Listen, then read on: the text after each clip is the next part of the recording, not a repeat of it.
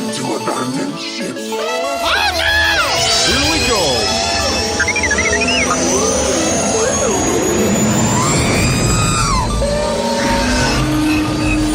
Can I persuade you to join us for a drink? It's a tradition. Here, here. Jar Jar, homie, my main man, quickly. Before the Separatists attack, get into the escape pod. Hey! This is escape, then we're the pod.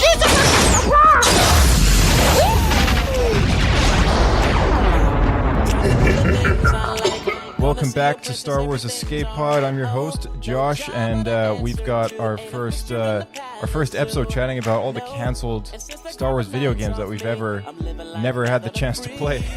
And it's a rest in peace episode for all 39 of them, and a brief mention for the ones that are still available today, as well as the ones that have been resurrected, which has been very, very few.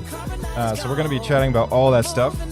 Could end up turning into a two-parter episode, but today we have Blake and Bryce joining us on the show again to chat about all this stuff. So let's get into it.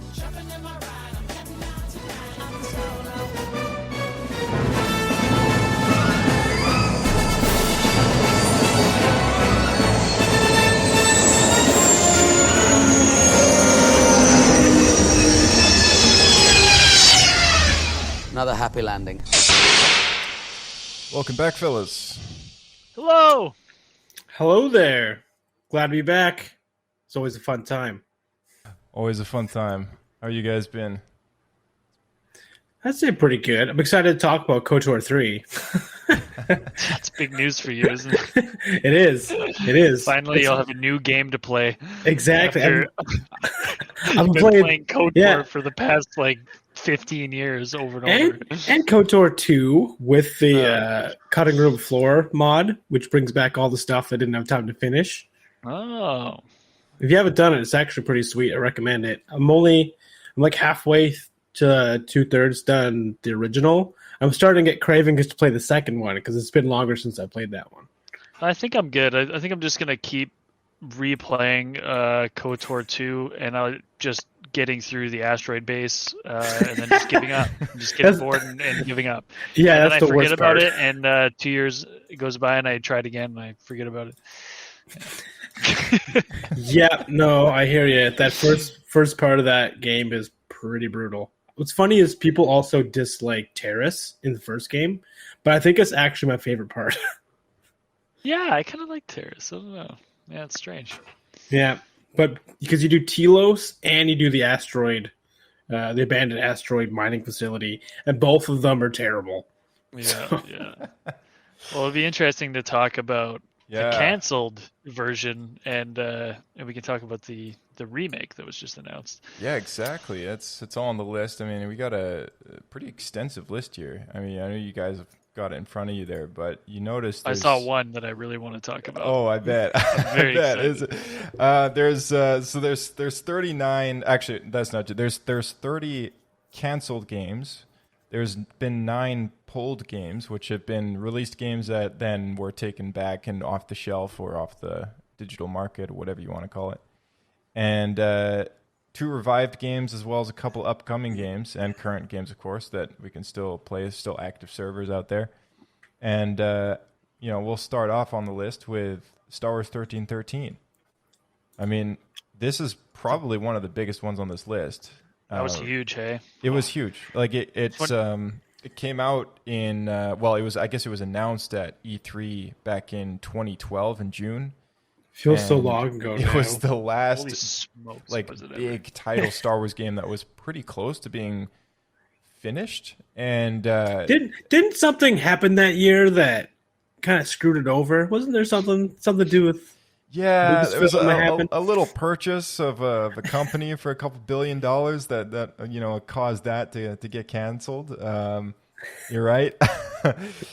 I don't know. This has got to be one of the most heartbreaking games on the list, because I know for years, almost a decade now, people have been wanting this game to be resurrected, and it's just unfortunate though. I was reading about this as well, that shortly after the company was purchased, the trademark was just thrown away for 1313. Yeah, in fact, I believe, if I'm not mistaken, in the contract itself, it said purchase of Lucasfilm, ILM, LucasArts, and then in brackets, specifically not Star Wars 1313. Wow. So Bob Iger knew from the beginning, like we're not going to do this. Oh Yeah. man, can you imagine just being like everyone working on it, like Oh, that day man. at work, and you know what was gonna happen, right? that would have been just crushing. Yeah, it would have been. Very disappointing day. It's like everyone can remember the day that 1313 was canceled. It's like, what were you doing? Where were you? Yeah, Where were you? Yeah. Someone should write a country song about it. Yeah, where were you when 1313 was canceled? The only other option is they would swap out all the characters. So like Goofy would be playing Darth Vader, et cetera, et cetera. Yeah. Yeah, so 1313 would have come out on PC, PlayStation 4, and Xbox One, and would have taken place around 10 years before Episode 4 to about 15 years before Episode 4, which is about 5 years after Revenge of the Sith.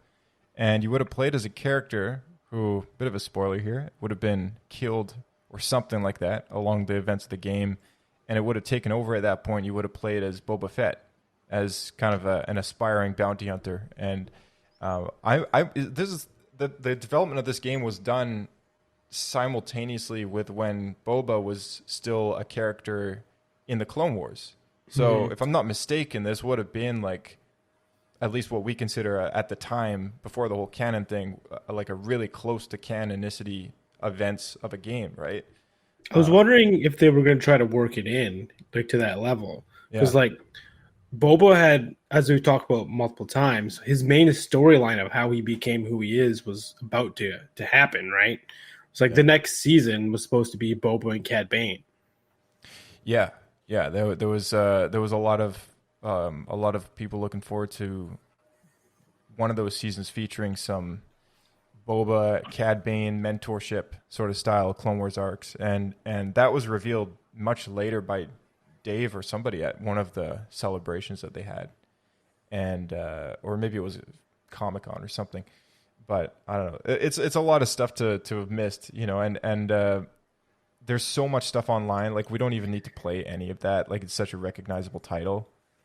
So, we can probably move on to the next one, but I don't know what. Well, so like as a main character, you're supposed to die in it, and like. Yeah, that's what I was reading. I've never heard of that before, and like it's kind of like when you're playing D&D and your character dies, so the GM just lets you play as someone else. Mm-hmm. Has any other game done that? I don't other like. That game was big news for Star Wars. Like, yeah, it was right, like because Star Wars had never had a kind of a game like that in a long time, especially like since Uncharted and The Last of Us got so big, right? Yeah. But you know what? I think a lot of that stuff was kind of spiritually upheld in Fallen Order a little bit. Like, yeah, that was my thoughts too, and that's why I know when we opened the conversation, Josh, you said maybe they'll bring it back, the revival of like LucasArts. But I feel like everything they had going in that game just got rolled into Fallen Order.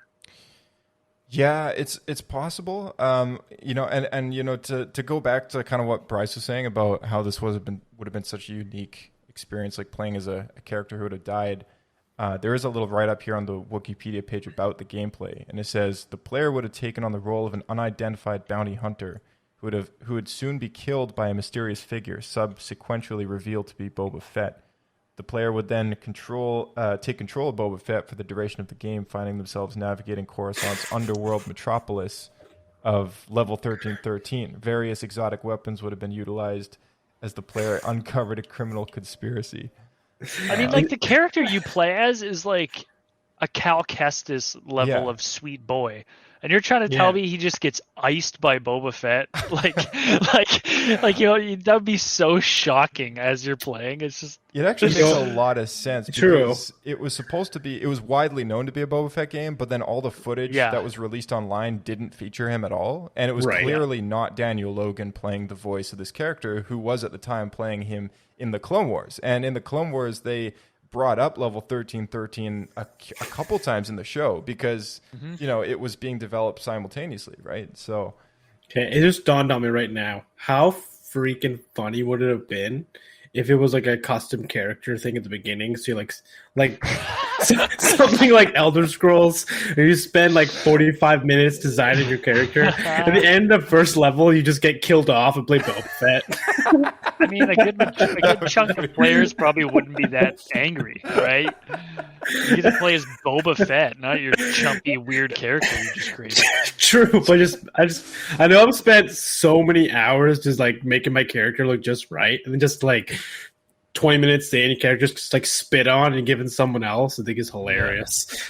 Especially if you made like sometimes you make the joke character in Skyrim. You make like a 800-pound Twi'lek who's unibrow, and he's got stripes like a tiger. And he gets killed by Boba Fett. Just the worst looking dude. That'd be funny. It's the 1313, everyone. We miss it. Yeah. All right, what's next? What's next? We've got Star Wars Attack Squadrons, an online browser-based space combat game in development by Disney Interactive and Area 52. The game was first announced with a teaser trailer on December 17th, 2013, with a closed beta that began in January 2014. And in May, after 5 months of beta testing, it was announced that the game was canceled in favor of developing other Star Wars gaming experiences. The game never had an announced release date before its official cancellation. It would have featured 16 player matches in 3 modes. There was a couple cool maps and would have used Unity game engine released on PC. So, okay, I'm watching it now, and it just kind of looks like a very arcadey version of Squadrons. Yeah, like I was going to say, like Attack Squadrons, like it sounds exactly like EA's Star Wars Squadrons, or even just the Starfighter mode in Battlefront 2. Like I don't really know how big this game would have been, but I feel like around the same time of this cancellation, it feels like that was also kind of a Disney call. What's really interesting that I notice in regards to that is this is probably one of the few games that has LucasArts and Disney on it. Yeah, you're right. Before LucasArts was like closed down, and EA got the rights. Right. So that's a very narrow window. And I wonder if they maybe were told by Disney, like, hey, you got to make some games. And they did some of these like small games get going, and then Disney just pulled the plug and gave it to EA instead. That's a good point. Yeah. There's a lot of stuff happening in that corporate umbrella. You never know, right? I bet you this probably turned into Squadrons in some form, right? Like they probably like canned the Unity part of it, but still went ahead into the development of like a dogfighting game, right? Yeah, and it's kind of crazy to think that Squadrons, having come out like 5 or I guess it was 6 years after this game was canceled. It's a decent amount of time later, but it's almost worth the wait because Squadrons is like I haven't really played a whole lot of the online, but the campaign was fantastic, and the fact that they made it VR compatible was really cool. Like cross console, PlayStation, Xbox, PC, all on the same server plus VR. I was like, that is unheard of. Like unbelievable. It's a very pretty game. Yeah, probably just went to the back burner, and they probably sat on it while they developed some of the more like the bigger games like that makes sense. Battlefront. Well, it's a bravo to EA as well, because I feel like Battlefront 2, they did a lot of fixing up, but that was, aside from Jedi Fallen Order, I feel like Squadrons is very like underrated as far as a successful release. And not to mention, it wasn't a AAA rated game. They priced it as a mid-tier game, like $40 or $50 or something instead of like $80. So, it's not bad. It's not bad. All right. We got this one is kind of interesting. Third on the list, we got Battle of the Sith Lords. I don't know if that's like the official title, but it was also known as the Darth Maul game, codenamed as Damage, and was in development by Red Fly Studio. It canceled in 2011, and it was linked to George Lucas's decision to sell the company. Would have been released on all the consoles at the time. And there's even a video about this, which I'm going to play real quick before we chat about it. Reiner, you wrote the piece on the canceled Darth Maul game. It looks a little bit like it takes a page from the Force Unleashed book. One of the things they told me is that they didn't want it to feel like Force Unleashed. This is more violent, I guess. Lopping off heads, limbs, everything you'd expect a lightsaber to actually do. One of the craziest parts was nobody really knew what was going on. Like, they knew they were making a game with LucasArts about Darth Maul, but that's all they really had. I mean, really, that's all they really had. They didn't have a script. They didn't have any writers working with them. They just got like a title, Battle of the Sith Lords. So they were like, well, maybe it's going to be Darth Maul going against someone else. So that's where they started thinking, well, maybe we'll be creating it. Maybe we will be guiding this ship. And so they started thinking about doing an origin story tale. You know, these anonymous sources I talked to seem to think that it was canceled just because George Lucas had to ice all the projects that were in the works for the Disney merger. So this isn't a case of a game that isn't looking like it's going to be very good, so it just gets canceled. This is a game that just like sort of business circumstances pushed underwater. And it didn't even get to the point of it being good or bad. It was all prototypes. It never really got to the point of it being a full-fledged game. There's a chance it could come back, but I would say it's very slim. Very, very slim, especially with EA handling the Star Wars license with all their studios. But if it did come back, you'd play it. I would absolutely play it. Of all the kind of canceled game stories that kind of came my way, it sounded like the most interesting one. What do you guys think of that one? Did you hear about this one? I do remember some sort of Darth Maul thing. I Yeah. thought it was being done by Visceral, but I guess maybe that's probably a different one on the list. There might be more than one. Yeah, there were a lot of rumors about a Darth Maul game, but I mean, I think Darth Maul is just one of those guys that now there's just rumors about everything. You know, he's in. Yeah. I feel like there's always rumors he's in everything now. Right.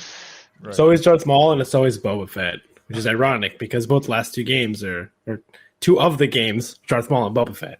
Right. Yeah. People love those guys. I don't know. I think yeah, go ahead.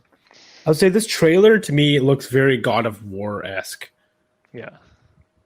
Like the motion, the combat, and everything. Like I said, Force Unleashed, stylized, but it almost felt more God of War to me than Force Unleashed. Lots of Clone Wars characters in there, hey, too. I think it was definitely aimed at like a Clone Wars community, rather. Yeah.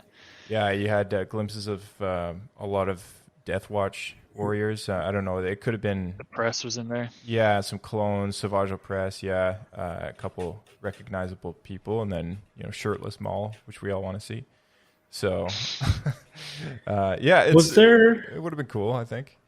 Was there a time period for this? Like, would it have taken place the same time as like the comics did? I think it was. I think it mostly took place during Clone Wars, but in general, it is said that on the page here that it was such a prototype game, is like stylized to kind of act as if like it was a Clone Wars based Force Unleashed game, but you played as Darth Maul and took place in that time period. But more or less, the story was just not there. Like it was just very early development of the mechanics and like how the game was going to work, and they hadn't fully written any script or story yet to kind of pipe into that gameplay.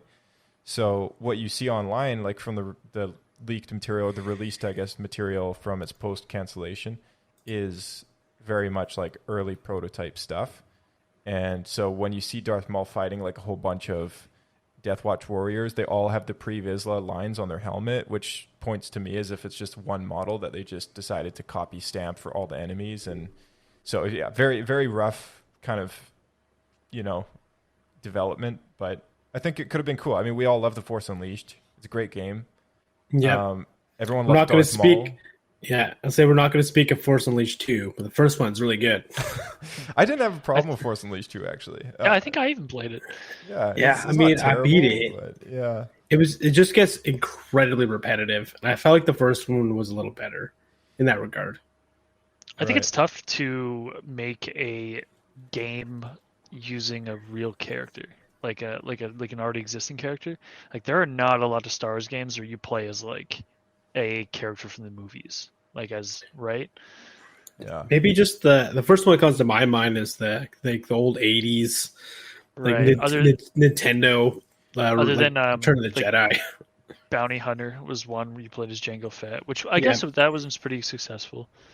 But I think that game came out before you really knew who Jango Fett was. Exactly, yeah. And I think, I don't know if it might be interesting to. The game might have been interesting. Cool. It says of Redfly Studio, the game developer that was creating this game also was responsible for the Wii version of The Force Unleashed 2, which was a very different. Because you remember at the time when we had releases of these certain games, like Revenge of the Sith, for example, or whatever. On every console, it was totally different. Just every version was like way out there and its own unique experience.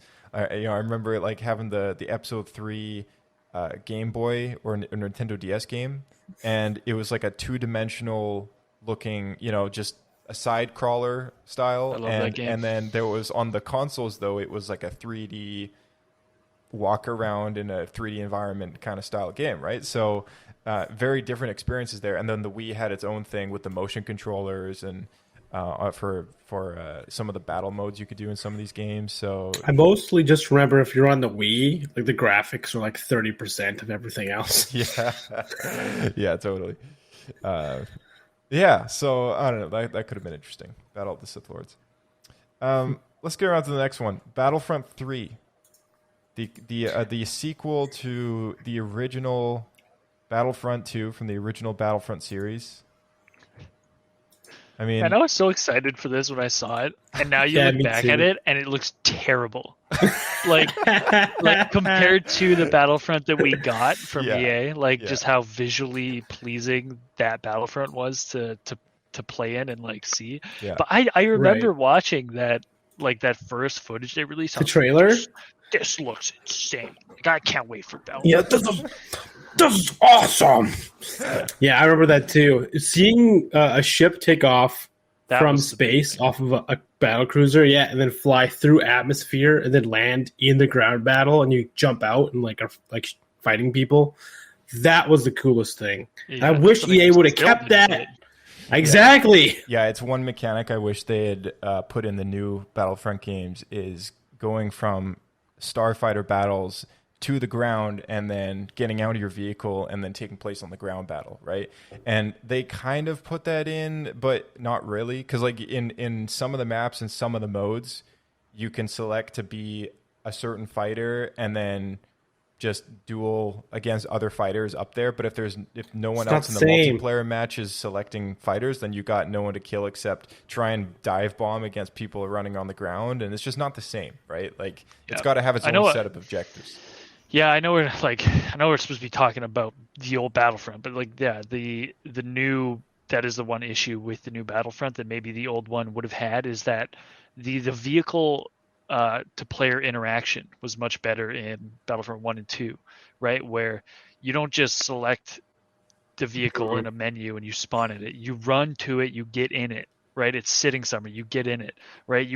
The act of running to a starfighter, getting in it, and then having to take off, that's a really cool experience. Yeah, I agree. I feel like that's just part of the times, because that was how all those games were back in the day. This is back with Halo 1, Halo 2. Yeah. And they were all like that. And then I feel like it was when shooters online became more of the main part of the game than just the story mode, that they started to transition towards more of this kind of mechanic.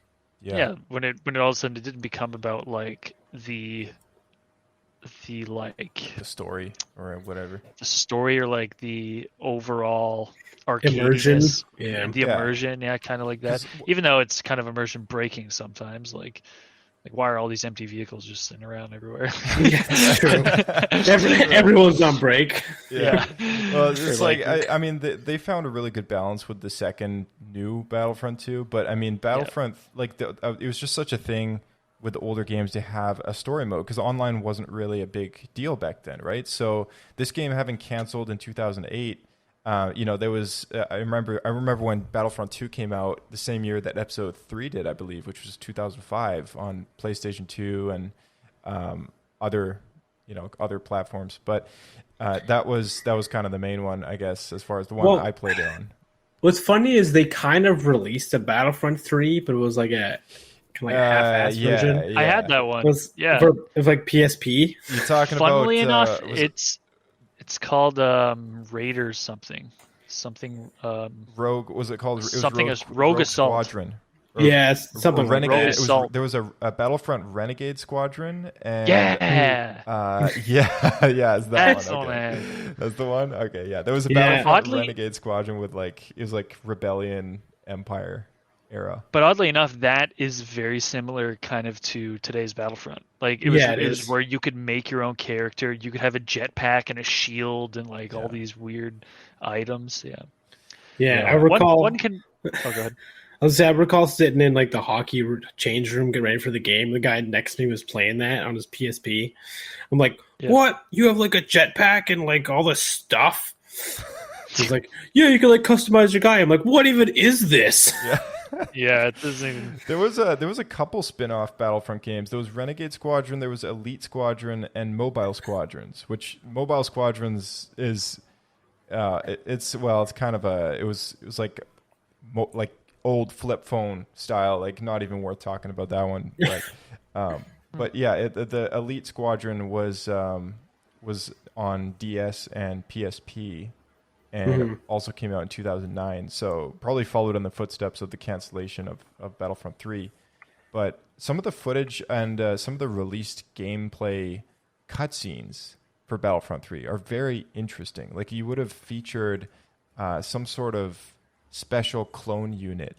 So if you ever look up Battlefront 3 leaked gameplay, you can find like a whole bunch of stuff on this one. And there was a bunch of cutscenes that featured like around the same time period that Battlefront 2 was based, which is like the turn of the Republic into the Empire, and would have featured Order 66 again, I believe. And you would have played as I think it was a Force sensitive clone or something. There was something very, very different about it. So I feel like that's a story that just keeps coming back. That's what one of the offshoot Lego Star Wars games. That's the plot. He plays a clone with Force powers. Right. But yeah, some of the elements were later reused in Elite Squadron, which it says here on the page. So, yeah, but I mean that main component of having ship-to-ground battles taking place simultaneously, we still don't have it in a game, and that would have been the coolest part of this whole Battlefront 3. One can only wonder. It could have been a cult classic. Could have been. Right. Yeah, it could have been. And briefly mentioning, following up on the list with item number 5, we had an unconfirmed Battlefront 4 sequel that was already being planned around the success of the third game, which was going to be so big. Oh. And because Battlefront 3 was very like far in the making, so they were kind of planning the early stages of Battlefront 4 already. I actually remember reading into this, and it was really weird. It went off on its own storyline, and I recall something about like the Sith characters. It was just really bizarre. It was like the worst fan fiction. It's so it would have featured what if scenarios where characters would have had their allegiances swapped. Example of being Luke Skywalker and Obi-Wan as dark side characters, with Maul and Vader as light side characters. That's what it was. I love alternate history. So. So good, right? Early gameplay footage found on YouTube. I minored in alternate history. Early gameplay footage found on YouTube showed the plot taking place post Return of the Jedi during battles between the Rebels and the Imperial Remnant, while taking elements from the prequels. Other plot points that alternated from the established timeline included Anakin encountering and killing Yoda on Naboo, and Palpatine invading said planet, and Anakin killing Padme in a fit of rage, unlike in Revenge of the Sith.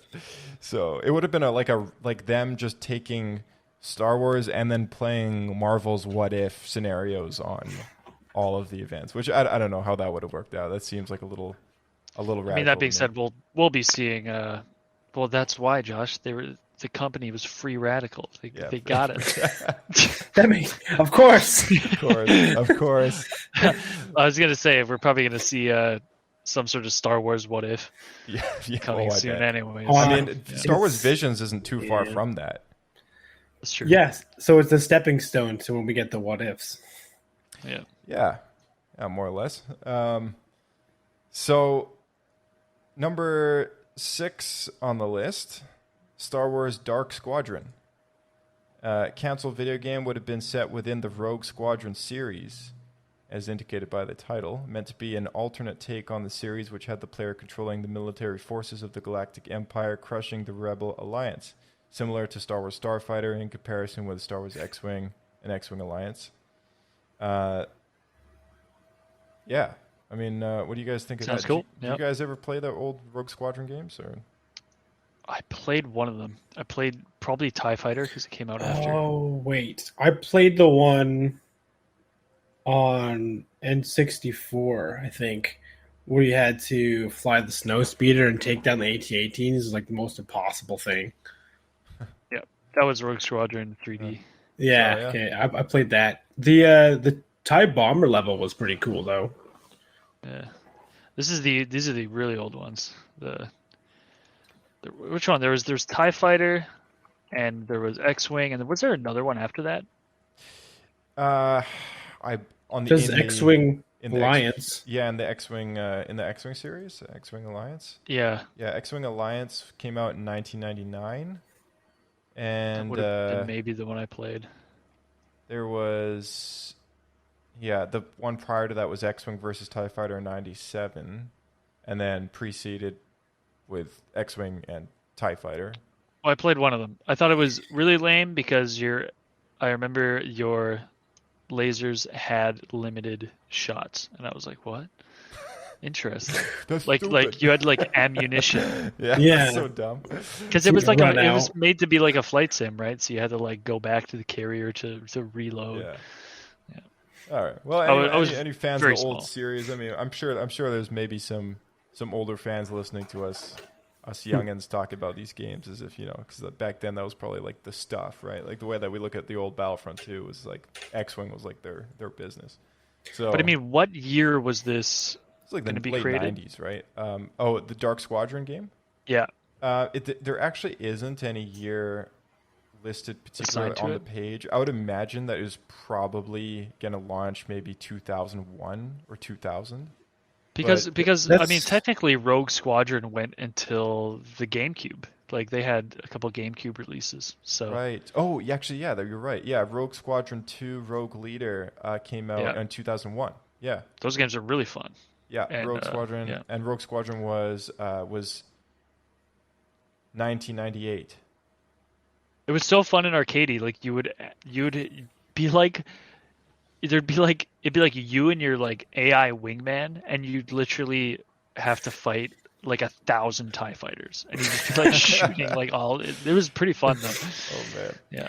I feel a deck. Feel like I take on the whole empire myself. Well, that's good. Here they are. Yeah, so I mean, Dark Squadron would have been, I guess, like what was like the 6th game in that series, I guess, if you count X-Wing and all that. So I don't know. Yeah, but I think it just got canceled and maybe cover up by all the prequel stuff because Rogue Squadron was still kind of building on the hype of the newly released special VHS releases, right? The re-released versions in theaters in the mid '90s. So that game series really had a lot going for it as far as marketing, and Yep. Dark Would have been Squadron cool, maybe just came a bit but late. also probably not a big loss. Yeah, probably not. Yeah. So were the books based on the games or the games based on the books? Games would have been based on the books. Okay. Yeah. And then now there's going to be a new movie done by Patty Jenkins, right? Called Star Wars Rogue Squadron. One. Rogue Squadron. It's good. Star Wars Bro Squadron. Rogue Squadron. That's great. Nice. It's part of the Star Wars Fast and Furious series.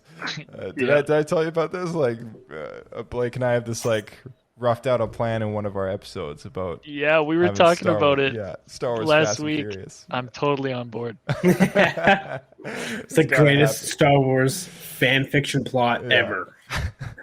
Yeah. Number 7, we got Death Star game. Canceled Star Wars game from LucasArts allowed players to take control of the Death Star battle station. It had already gone through Q and A testing before it was canceled and would have been released on iOS around 2013. And no reason for why it was pulled. I feel like this was part of the Disney closure, I would imagine, in the wake of the LucasArts cancellation and all that stuff. 2012 to 2013 and 2014 was kind of a mess. Like, that was just the years that Disney canceled everything. So pointless. A lot of these games are ready to go. They might as well just release them and make money. It doesn't make any sense. yeah, exactly. Even if they suck, they would have made more money than canceling them. Yeah. If this was like some sort of a management simulator kind of game, I think it would have been kind of cool. Like you have to manage like you're being attacked by a fleet and you have to like manage all the systems and like regulate shields and divert. You know, you could launch like TIE fighter squadrons. And yeah, that could have been cool. Yeah, I mean, that's part of the reason why we like playing old games like, you know, Age of Empires or, you know, Galactic Battlegrounds, I guess, right? Yeah. Like, it's a management game, right? Yeah, I would say that description is a lot better than what I was thinking. Because I was thinking it's basically A New Hope, and you're just like waiting for the planet to be in range. You're like, come on, come on, come on, and then you hit the button, the planet blows up, and then they beat the level. Very satisfying. Very satisfying. Oh yeah.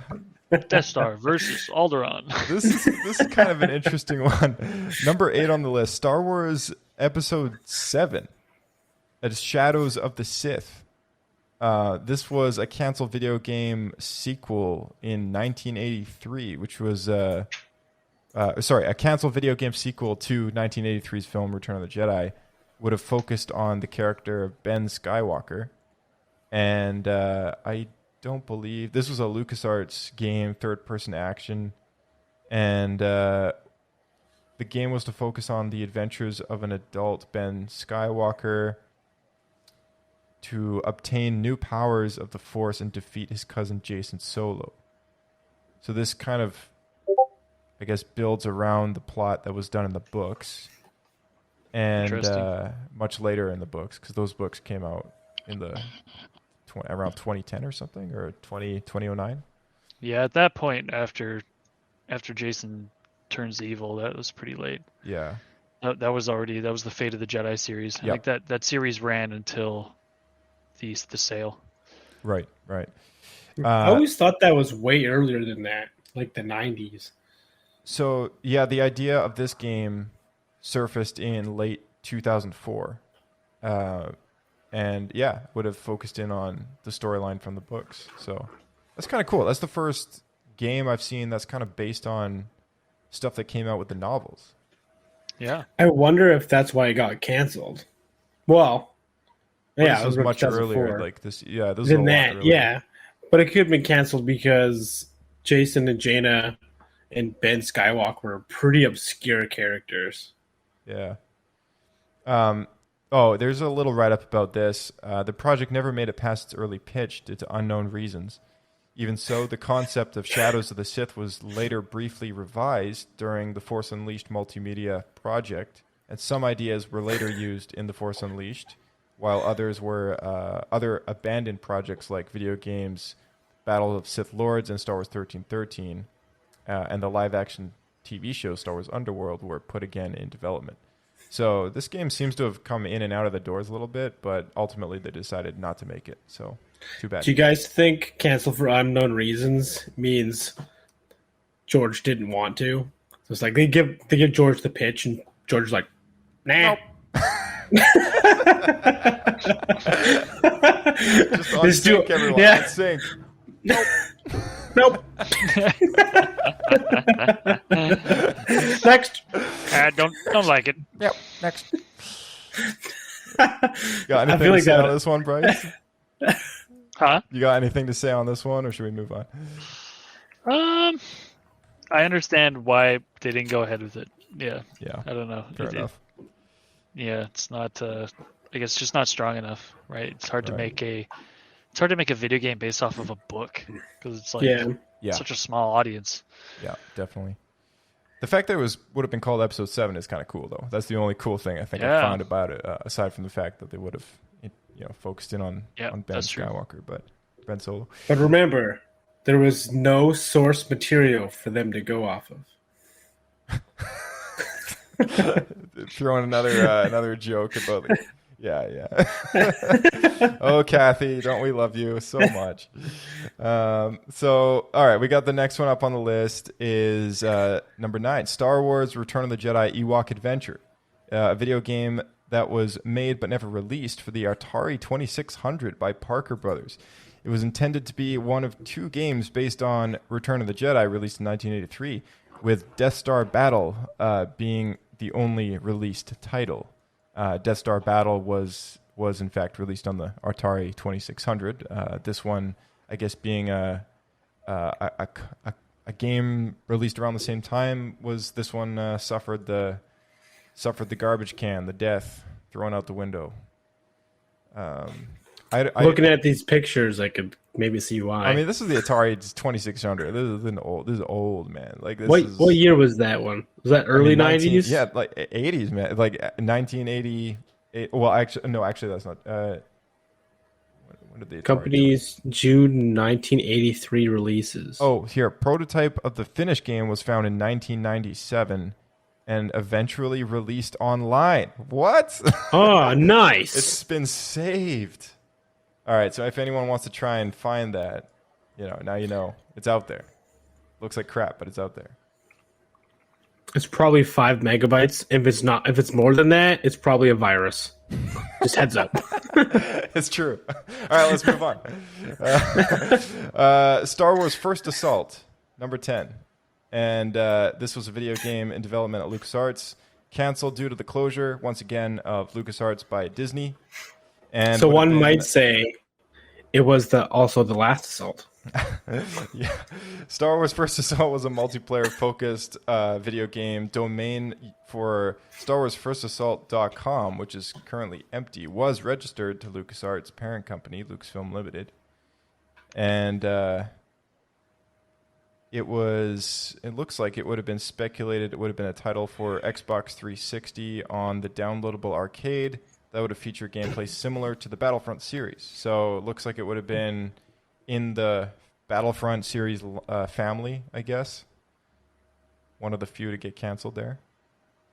Honestly, you can't go wrong with shooters in the Star Wars universe. So I feel like they should just go through with this stuff. Would have utilized Unreal Engine. I mean, they got a logo and everything for this game. I don't see any. I don't know if there's any information about it online, but there's enough references. Well, I'm watching footage of it right now, and it looks pretty cool. Oh, really? It's giving me a Republic Commando vibes. Oh, nice. Yeah, I was wondering if that would be the case. Is there a trailer somewhere? Yeah, I can link it. Oh, man, it looks pretty polished. Yeah, are you watching as well? Yeah, it looks like this would have been perhaps like like an actual closer Battlefront. It looks like it would have been a Battlefront 3, but done much later. This looks very Call of Duty. Very Call of Duty. The yeah. motions and Call of Duty. like the sprinting motions, like the way the blasters are like assault rifles. Right. That's what it made me think of Republic Commando. Yeah. That'd be cool, though. I love games like that. I want more first-person Star Wars games as well, not just over the shoulder. There's like shotguns and stuff. This is a very like Twitch shooter kind of game. Yeah. All right. It even has the bowcaster from Republic Commando, how it bounces off walls and stuff. Oh, that's cool. Yeah, the quarrels. Cool. Footage from an early version of stuff. Yeah, Actually, you can find enough stuff online about it. This looks pretty similar to what we got in the latest Battlefront as well. A little bit, yeah. There's like people carrying shields around and stuff. Like, seems, yeah, I feel like they referenced this. Yeah. Jetpacks. Yeah, you never know. I mean, this was done a lot later, so it's possible that some inspiration, I guess, was rolled into the other games. But oh well, yeah, it's just too bad. All right, let's move on.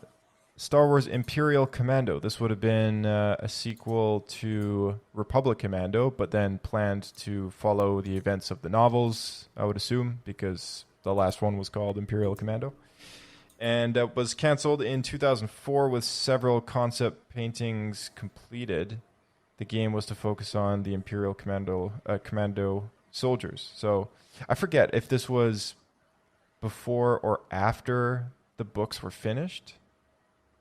But yeah, I feel like The timeline for this is before the Imperial Commando book. Yeah. Oh, actually, sorry. Sorry. Star Wars Imperial Commando. The book was there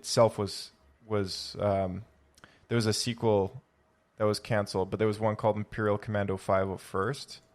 That's the one I'm thinking of. So that was the last one in the series, and that was written in release date was 2009. So this game was I guess thought of much earlier than the book was written, and maybe the book was written because the game was canceled. Yeah, I'm wondering that if the book was based on the plot of the game, maybe. It would have followed up on Sev's story, which, as we all know from playing Republic Commando, he looks to be as if he's killed in action kind of thing, So that would have been cool. Like, followed the events of the books, but then also followed the sequel as a sequel to the game, because the books follow Omega Squad, whereas the games follow Delta Squad.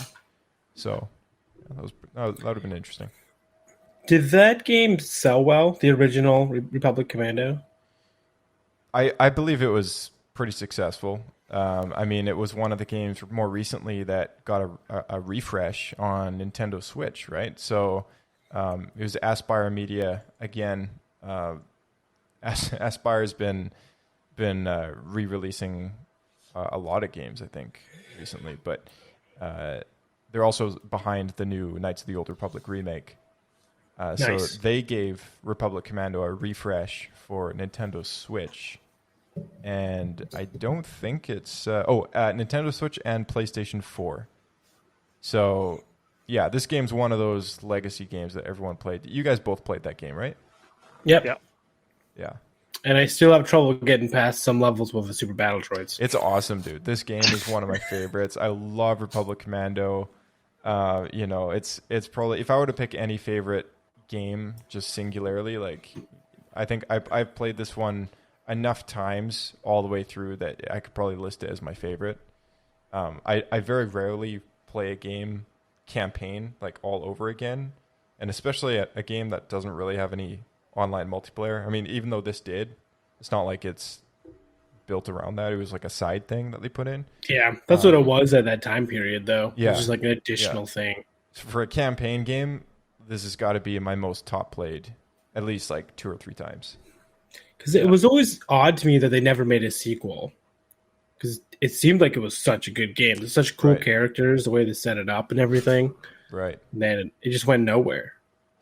Yeah, so it's too bad. But rest in peace, Imperial Commando. All right. Jedi Knight 3, Brink of Darkness. You guys, I know, Bryce, you played the old Jedi Knight games. Right? Yep. Yeah. Did you play all of them or just Academy? No, I just played Academy, yeah. Actually, Okay. I might have played Outcast.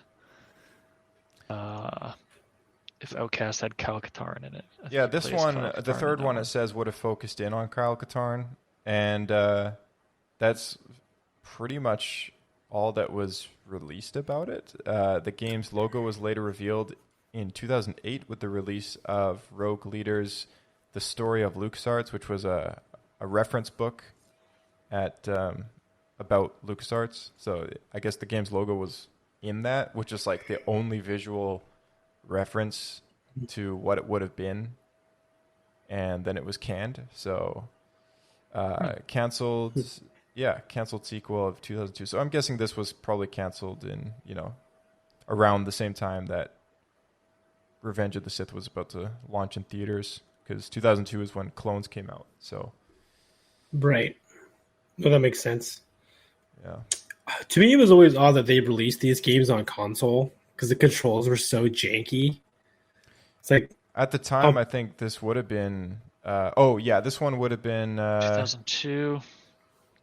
Still PS2, Xbox. Yeah, and also the original games. I think they came out on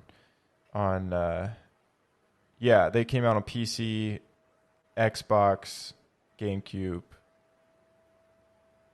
Yeah, so this probably would have released on all of them. Because I played Academy on PC, which was fine because when you swing your lightsabers with the mouse. But a buddy of mine, I recall talking to him back in the day, and he played on Xbox, and your right joystick is your lightsaber, and your left joystick is your movement. That's kind of awkward. Yeah, exactly. This is like super janky You have controls. to swing left. You have to like knock that stick to the left, or like with your right thumb. Yeah.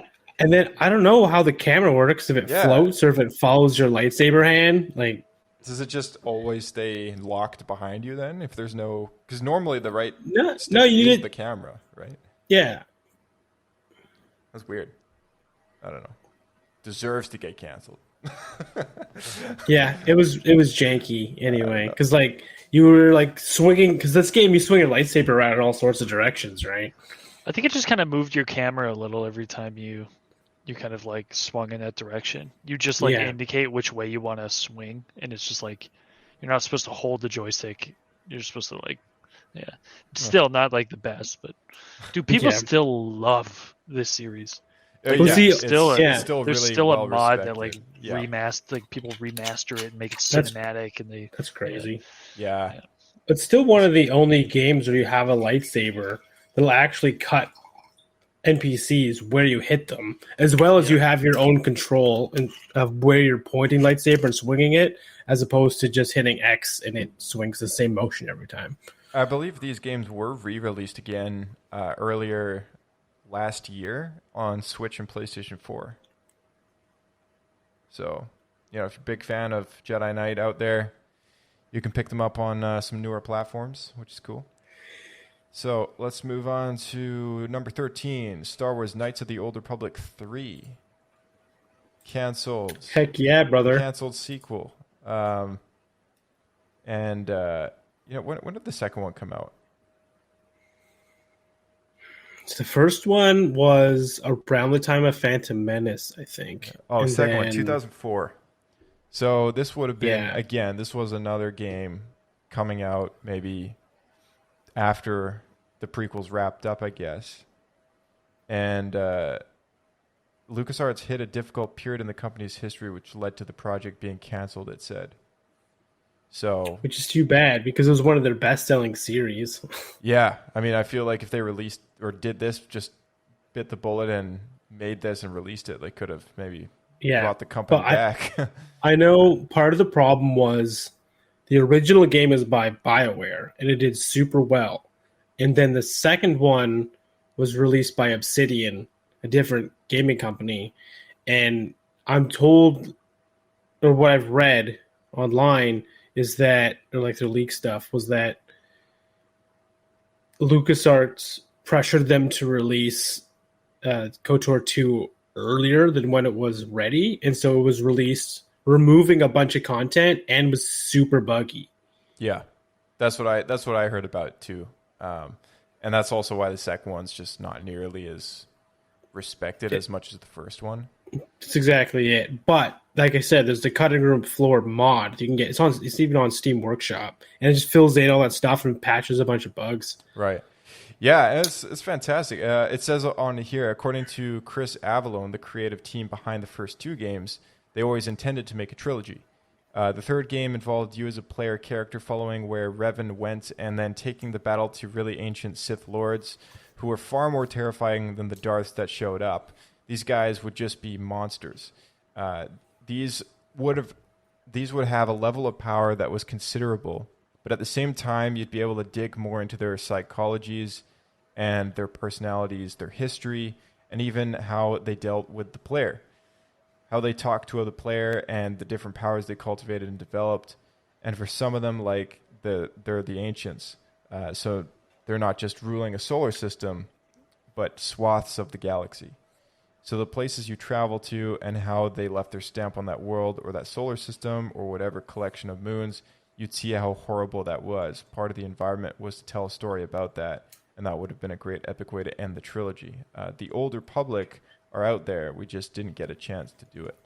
I know that they brought characters like Revan and stuff back into like DLC that they've added into the main campaign for Star Wars The Old Republic, which really essentially is Star Wars Knights of the Old Republic 3 because it does follow the events of those stories, but then it takes But it's a huge time jump, isn't it? Yeah, it's a bit of a time jump, as well as the fact that you're not playing as the core characters that were from those stories. It's kind of like a legacy storyline that they use as a backdrop for the Old Republic. And so I know that one of the DLCs more recently did feature Revan as a story point, and I don't know if they brought him back or if they did something to like bring in that storyline again into the more core element of what the Old Republic is. But anyone out there listening who has played through the entire campaign for the Old Republic and knows anything about this, it would be interesting to know whether or not they used elements of Knights of the Old Republic 3 and just used it as DLC eventually for the Old Republic. That would have been kind of an interesting way to carry that on. So, because I could kind of see that, at least based on the trailers, they have like that other empire or whatever, right? Yeah. I forget what the Eternal Empire or something. Empire Eternal. So. Yeah, the weird guys. Yeah, I don't know. I didn't get far enough into that to experience the like revanchist like cult. It's like a cult of people that worship Revan. You have to like I don't know, find out, unravel the mysteries of Revan, and you looking at his Sith holocrons and stuff like that. But yeah, I don't know too much about it, so I watched some to fill in. Watched some video online where like Revan came back or whatever in Tor, and they were saying how janky it was, so they just kind of shoehorned him in, and then I think as the player characters, you just beat him and then move on, like kind of defeating the whole, storyline of Revan. Weird. It's a common MMO problem though, because like Warcraft too, right? There's all these like big name characters and just like steamroll over them and take their stuff. All right, let's hit the next one, shall we? Number 14, Star Wars Outpost was a canceled Star Wars game from LucasArts. Again, it was a Star Wars version of Farmville. If any of you guys have played Farmville, allowing players to build empires that already had gone through Q&A testing before being canceled. Another one that went through Q&A testing. That's interesting. And this was also around 2013.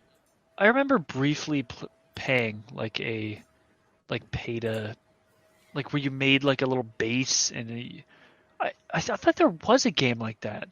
Yeah, there's a lot of screenshots and people who have, I guess, there's a lot of information about it online, because I mean the fact that it hit Q&A and was almost ready to be released. This was also one of the casualties of the Disney buyout, and they just decided not to release it. So it's too bad. Was there any games that Disney decided to release? Probably not. I don't think there is. I haven't gone through the whole list. I've only just found all the elements to put on this list, and so this is the first time for me reading all this stuff too. So it's I mean, it says here, despite the similarities to Farmville, the game included some very hardcore elements, such as the ability to betray other players for resources, and strategy-based gameplay inspired by titles such as Settlers of Catan and EVE Online. Sounds cool. Kind of neat. Sounds cool. I don't know. It sounds like it would have been a really good mobile game. This next one's kind of interesting. I know. I think Bryce, you played the original. This is known as Project Hermes. Number 15 on our list would have been in the early 2000s and would have been a sequel to Super Bombad Racing. Man, this is a tragedy. You played the original, right? This is like Sidious should have told Anakin the tragedy of this sequel. Bombad Racing. The tragedy of Project Hermes. Man, this is like, I had so much fun playing Bombad Racing. Terrible game, but a lot of good memories playing it. Oh man. Project. I would play this. If they released it, I would play this. Heck yeah. We should have a day where we replay it. I know it's like terrible, but very fun. Just Star Wars Mario Kart. Boom. All right, this next one on the list is called Project Yuma. Probably the one that you were referring to earlier, Bryce. It's done by Visceral, I believe. Intended to be an open-world pirate game, development on that project would shift dramatically after Disney shut down LucasArts and EA formed its massive year-long deal with the Star Wars rights. Despite being changed to Star Wars, the general theme of the game remained. However, Yuma was going to be about space pirates, with players assuming the roles of a character very similar to Han Solo, The nail in the coffin for Yuma was actually Battlefield Hardline. As Hardline's development started suffering, members of Visceral's Yuma team were forced to help out, and lack of development time along with low morale at the studio ultimately resulted in the project Yuma being scrapped. On top of all of this, Amy Hennig had a different project in mind for Star Wars, which resulted in Visceral scrapping Yuma in favor of Project Ragtag, which we'll move on to next. But did you have anything to say about this one? No. Is this the one? No, I would say... Bryce, is this the one? The Visceral game you're talking about? This isn't it? I don't know. I haven't really heard about this. I mean, this sounds awesome though. Like, Yeah, that's what I was thinking.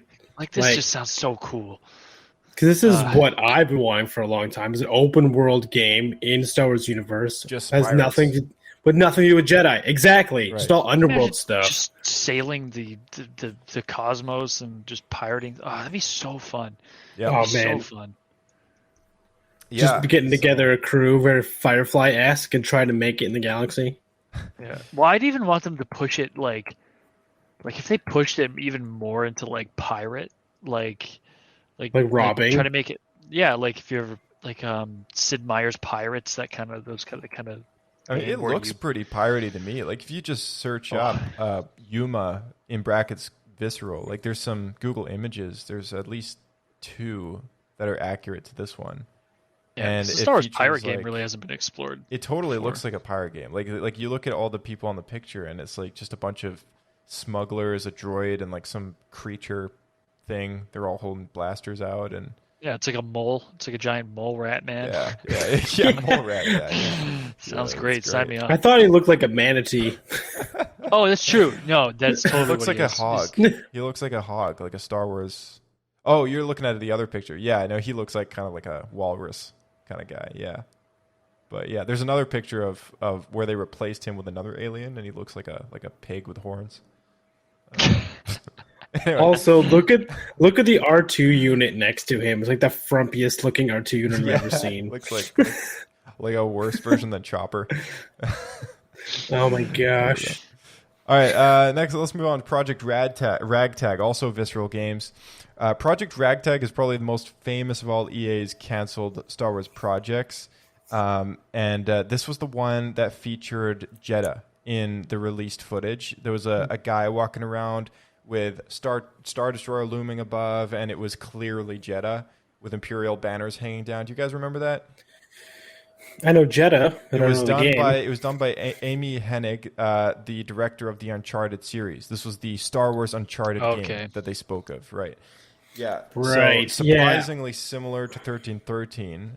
This was also going to be about the Star Wars underworld, and I guess would have just taken place instead of in Clone Wars era, would have taken place in the Rogue One sort of scenario, and possibly after that. It says here it would have been set between episode 4 and 5, so maybe somewhere on Jedha or somewhere similar that between those two movies, but. Is this the same guy that worked on Battlefront 3? Like, I'm watching an interview where he's talking about it, and he looks does everyone that makes failed Star Wars games look exactly the same? They're just clones. Is this just one guy who sucks at making Star Wars games and cannot, like... Every studio. This is what Obi-Wan referred to as the Clone Wars. Yeah, I got a little video to play. On here. October 17th, EA shut down Visceral Games and canceled the Star Wars project it was working on. Fans have worried that this spells doom for single-player games from big studios. It doesn't. What happened to Visceral's game, codenamed Ragtag, is more complicated than that. We talked to more than a dozen people close to the game to find out what happened. In April 2014, Uncharted writer and director Amy Hennig joined Visceral Games, the studio behind Dead Space. She was going to make a Star Wars game. Ragtag was planned to be an Uncharted-style journey in the Star Wars universe, set between movie episodes 4 and 5. You'd play as Dodger, a Han Solo type, working with a crew of heroes to fight a nasty mob boss. The ideas for Ragtag were ambitious. You'd play as a team of characters going on heists and using sabotage to take down enemies. As good as the ideas were, the studio ran into a pile of problems executing them. The first was money. Redwood City, just outside of San Francisco, where Visceral is based, is an expensive place to employ people, so EA was reluctant to hire the amount of developers Visceral needed to make an Uncharted killer. To get around this, EA tapped its Canadian studio Motive to help Visceral. But then, they pulled them to make the campaign for Star Wars Battlefront 2. Then there was the technology. Ragtag was hurt by difficulties with EA's Frostbite game engine tech, which was made for first-person shooters like Battlefield, not third-person adventures. There were culture clashes too. There was tension between Visceral and EA Central about how innovative or Star Wars-y the game was. And there were clashes between director Amy Hennig and others at the studio, with some dispute over whether Hennig was too controlling or whether the rest of Visceral could execute her vision. At E3 2016, EA showed off a brief snippet of the Ragtag demo, which looked good but didn't have any gameplay. They could make the character touch the wall well enough, but still couldn't shoot his blaster effectively. By the end of that year, EA had assigned its Vancouver studio to help Visceral. Visceral and Vancouver butted heads. More culture clash. The team saw some progress over 2017, making several demos to show EA. These demos included an AT-ST chase, a shootout on Tatooine, and a descent into Jabba's palace. But it was too little, too late. On October 17th, EA said it was shutting down Visceral and canceling Ragtag. EA Vancouver will start a new Star Wars project. Hennig has not yet announced her next move. All right, yeah, so there you go. Project Ragtag. I do actually recall this game being talked about because everyone was really bummed about 1313, and then they talked about making a similar game, and Amy Hennig, I think you said her name was, who did Uncharted, right? And didn't you do Last of Us as well? I don't know, but yeah, Uncharted is her thing, so. Yeah, and everyone was super excited, and then that was the game I was most looking forward to because there's basically just that and Battlefront was all we knew about. Yeah, and then the one I wanted got canceled. Yeah, yeah. Bryce, anything on this one, or should we skip to the next one? No, I'm nothing on this one for me. All right, Project Orca, another canceled EA game, the third in the line of their cancellations, which it seemed as if Ragtag was kind of pulling elements from Project Yuma, and now this one is kind of the next on the list to get canned. But EA Vancouver was helping Visceral on the project, and after was later closed when Vancouver took over the project and turned it into something different. Orca still retained the Scoundrel theme, but turned it into an open world game that would see players exploring multiple planets. So they spoke of that kind of butting heads between Amy and like the other. Of course, we're just going off of this guy's YouTube video, so who knows how accurate that is. But the fact that they say here that EA Vancouver kind of turned it into something else kind of tells me that maybe along with canceling Project Ragtag, that EA just in general decided to go with the ideas that maybe the guys in Vancouver were trying to come up with something as well on the creative end. And outside of simply announcing the project, EA never shared any information on Project Orca right up until its reported cancellation in 2019. That wasn't that long ago. Wow, that's very recent. I think it probably went under the radar because they were. It says already, it says here they started open to world shift games floating around. Yeah, and it says here. I mean, aside from Squadrons and Jedi Fallen Order, of course, it says here that they decided to shift their focus towards Fallen Order. So I guess that's probably just what ended up happening. Oh well. The next one and the final one on this list is this another EA? Yeah, for EA at least, is Project Viking. And Project Viking started from the cancellation of Project Orca to salvage some of the assets that were already created. It seems like a major issue with the project that was EA simply wanted to churn it out too quickly. Developers of Criterion and EA Vancouver realized they simply couldn't deliver in the timeline the company wanted. And Viking is the final canceled Star Wars EA game that is known about. But it's perfectly possible there were more, and we just don't know about it. That's it. There's like nothing else. There's nothing about this game. All it is really. Just a project title, and that's it. It's a Battlefront spin-off. That's what they called it. So something like, First Assault or whatever would have been an EA Battlefront spin-off. But yeah, who knows how accurate that is. So reading that paragraph, I really just can't see any other issue other than artists wanting to make a game and then corporations just having such high expectations, not understanding how it actually works. Right. And then the whole thing just doesn't work because they want to make money as soon as possible. Right. I bet you this was a weird money grab kind of thing. Like, I bet you this was like Battlefront, but a Battlegrounds type game, like a Fortnite Battlegrounds kind of spin-off, like something to use assets, but also, Make something gimmicky, like out of cash in on like a popular game. Yeah, totally. And I bet you it was something like that. Could they really cash in more than they tried to do with Battlefront 2, though?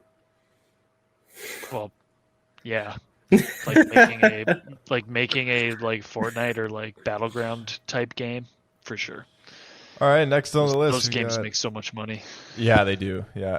Number 20, Proteus was the working title for another canceled Star Wars MMO project, developed in-house as a sibling to Star Wars Galaxies, and was to be a console only, as Galaxies was exclusive for PC. Development began around 2003, continued for about 4 to 6 months, and was canceled due to challenges and difficulties with the interface, which was created an unattractive revenue model. So when it was canceled, the team was moved to the Proteus. Oh, the team were originally creating a project called Pangea, which was set to be an MMO for next-gen consoles. And then they moved on to the Proteus project. After its cancellation, they moved to develop Knights of the Old Republic 3, which was then also canceled. So it sucks to be the artist working on those games, just going from one canceled project to the next. But it seems to be a thing where there was just a trend in LucasArts and then EA, which is everything gets canceled. Yeah, totally. And Galaxies was released in 2003. And do you guys know when that game ended? Was that 2006? Oh no, it even went farther. 2009 maybe? 2011. Wow. 2011, yeah. It went for a while. Yeah, that is a long time. That's not to say they were still making content up to that point, but I think that's when they closed the servers. Yeah, that's when they closed the servers, yeah. But I mean, to say that, you brought this up earlier about taking PC games and making them console games doesn't always work. No. And to take an MMO and put it on console, that's just, it's weird, right? I recall 10-year-old me thinking, oh, it'd be so cool if they make something like World of Warcraft, but on Xbox. But at the same time, it's how in any way possible would that work? People like you kept getting jobs to try to make video games in the, mid 2000s, right? And they just never went anywhere. I think the only game to do it and do it successfully was Destiny. That's because it was a shooter at its core. Yeah. And those artists and those contracts were like, This deal is getting worse all the time. Spot on, sir. Spot on. Yeah.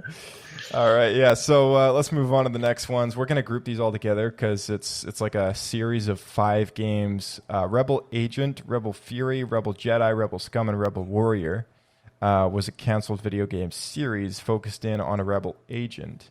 According to some sources, the game's plot was to focus in on an unnamed Rebel agent that would have tried to help the Alliance restore the Empire to defeat the Alliance to restore the Republic to defeat the Empire. Wow, that's very vague. It was supposed to be planned as a series of games and just canceled due to unknown reasons, along with the whole plan for any sequel. So that's that. So unknown reasons, we know what that is, right? We already talked about it. Unknown reason, yeah, maybe. George? Nope. They came to him, right? Yeah. They came to him with 5 games. We're gonna make a huge series. Nope. Yeah, he found out that rogue, that Rebel agent was going to be like Jackson. And he's like, nope, no Jackson. That rabbit. Yeah, the rabbit. Yeah. So Star Wars Rogue Leaders, Rogue Squadron for the Wii. That's the next one, number 22 on the list. A canceled Rogue Squadron compilation game produced by Factor 5 Studios, in development and canceled in 2008, in large part due to legal issues that they had been undergoing at the time, was to include Rogue Squadron 2, and Rogue Squadron 3 Rebel Strike, which was released in 2003. We didn't mention that one when we were talking about Rogue Squadron, but I guess this would have just been a compilation of all of those games, but then remastered, I guess, for a new console. That's just my guess. Never happened. Oh well. On the Wii. Yeah, I guess. I mean, it's done, right? Like, even today, these days, we've been seeing a lot of games revived and remastered. So, I mean, I guess that was just a swing at the bat, to revive some of these old Rogue Squadron games and just... I can't wait till they start Wii Mastery games. Wii Mastery. Oh, no. All right, let's move on. Number 23, Rogue Squadron, X-Wing, and TIE Fighter. This is the next Rogue Squadron on the list. Planned Star Wars game also for the Wii console. Would have been a massively multiplayer RPG with warring factions on the side of the Empire and the Rebellion. The project was intended as an Xbox launch, and development was underway when the project was canceled, LucasArts being dubious of creating a launch title for the system. So, that's interesting. Dubious of the system. This is... What do you think of that? Hesitating. They're like doubting the Xbox. This is the original Xbox? Yeah. No, like not is this the original Xbox? Yeah, it looks like it may have No. Planned for... Okay, well this is kind of confusing because it says it was planned for the Wii, but then the project was intended as an Xbox launch title. Oh, so it was Weird. canned because they didn't have cross-platform I play guess down yet. I guess so. It was pretty Something early like for that. cross-platform. Yeah, it was a little even earlier, yeah. even now, it's like it Yeah. takes really big companies to do that. It does. That makes sense. A lot of it all has to do with coding. PC and Xbox both use the special Microsoft coding, and it's supposed to be terrible. Yeah. All right, number 24, Star Wars Smuggler. Canceled video game that started in 2004 was canceled in 2005 with production only in early concept art stages, would have allowed the player to take the role of a smuggler. Eventually, some of the produced concept art was later used for the development of The Force Unleashed. Was reportedly also a cross-platform game, reportedly going to allow players to customize a character in the Star Wars universe, smuggling and trading between Facebook, tablets, and consoles. So... maybe a web game, mobile web. Yeah, that last sentence is very strange. Yeah, they threw Facebook in there. I don't know what that's all about. Yeah, I'm guessing it's probably like a web game or something. You could log in with Facebook or whatever. Maybe you could like smuggle stuff from Facebook. So you're playing your Xbox. You can go to your Facebook account, like steal someone's profile. Yeah, maybe. I don't know. You got anything on this one, Bryce? No. All right, let's move on. Star Wars Trilogy for the Wii. Would a planned Star Wars game for the Wii console that would have included, I guess, events from the films, not released in part to the financial crisis in 2008, which was the famous recession, I guess, that happened, and a lot of companies were affected. So, yeah, there you go, another casualty of the recession. This would have been fun.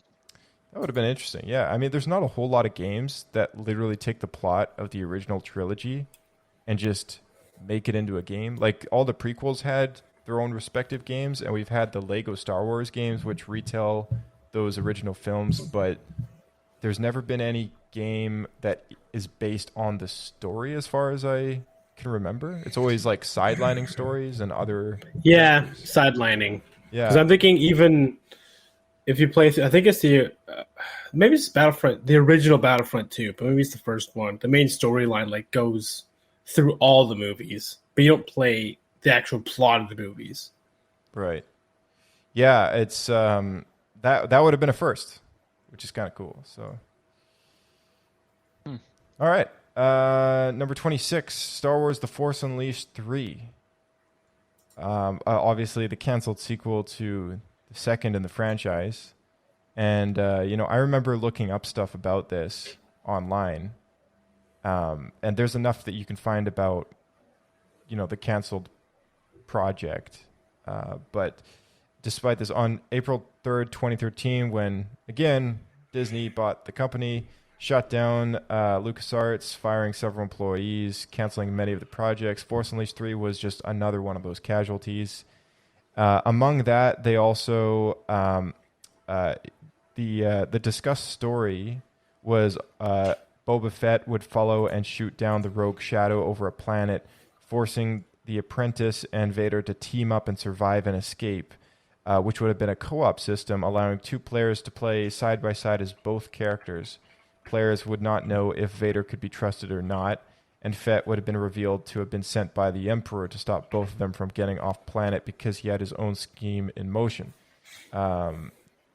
Blackman, who was one of the people talking about this game, also stated that his work on The Force Unleashed 3 did not get past the initial idea phase when he was already planning to leave LucasArts to form his own company, Hangar 13.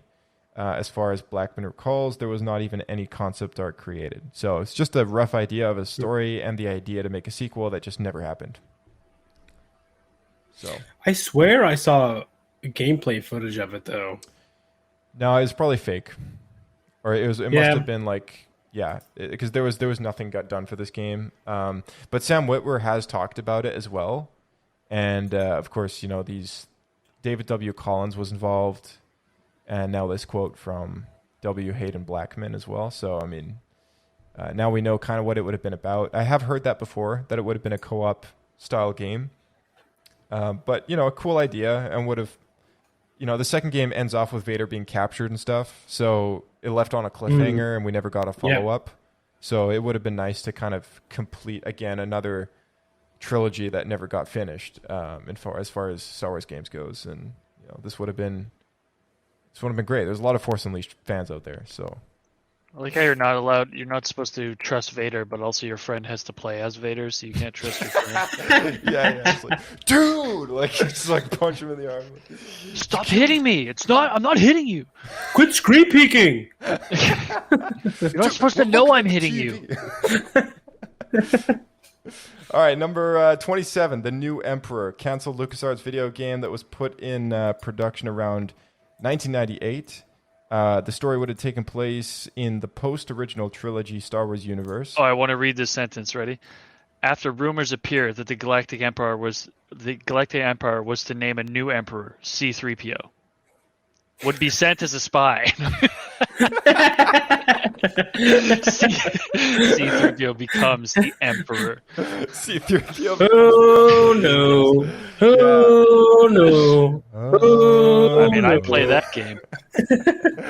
Yeah, we can all see why that was canceled. All right, let's move on.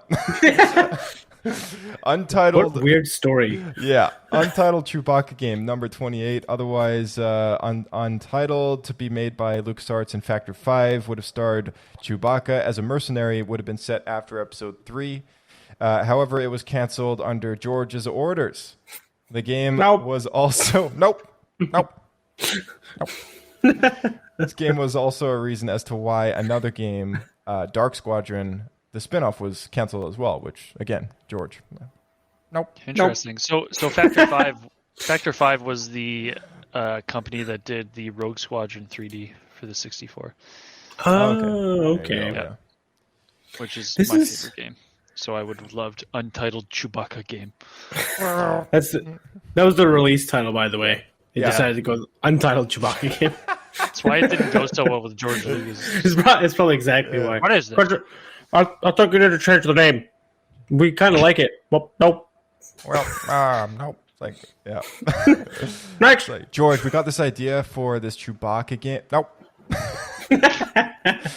We got number 29, an untitled fighting game. There's a little more information about this one. 2005, designed for Xbox.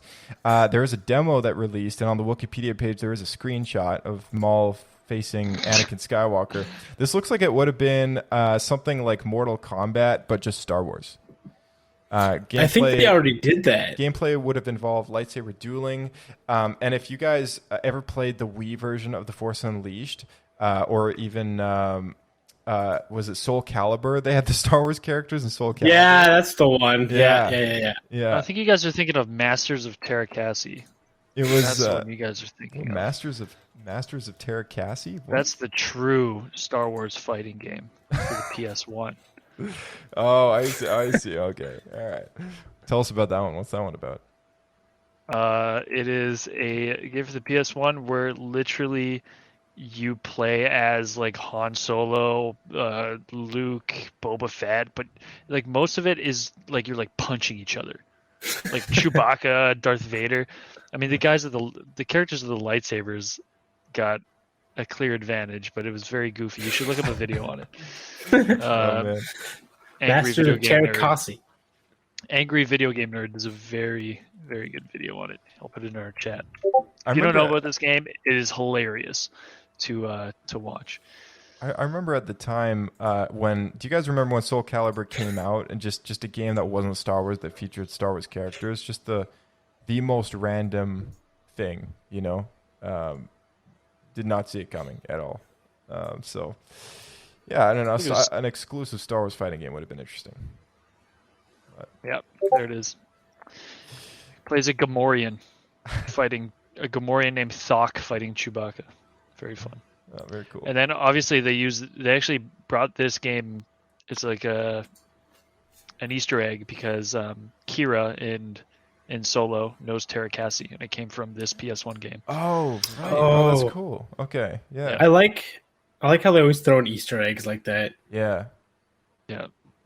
I don't know who decided that. Some Dave. like, yeah, I guess. Probably. I don't even know. Like, you know. this game sucks. Someone must have really had to be like nostalgic about this game. It was probably Okay, Pablo. that solves it. It was Pablo. It was Pablo, yeah, because they said it in like the visual dictionary or something, and it's always Pablo in the visual dictionary. It's like Right. anything that needs to be retroactively made reasoning of, like they put it in the visual dictionary, and Pablo's the one who's behind it.